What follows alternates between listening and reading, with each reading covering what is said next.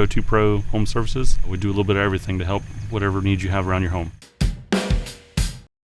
I was a lifetime guy, saws, drills, everything. 4 years ago, I switched to... So I had a circular saw, used it a lot. It stopped working on me. And within 2 weeks, when you put it in reverse, it still goes forward and breaks the screw off.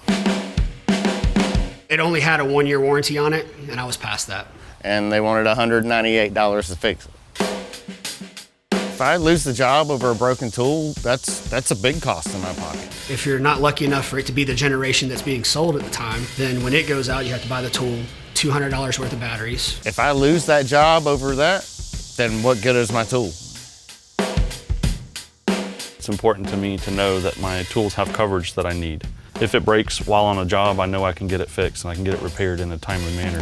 RIDGID clearly wants to stand behind their tools, and I want to stand with them.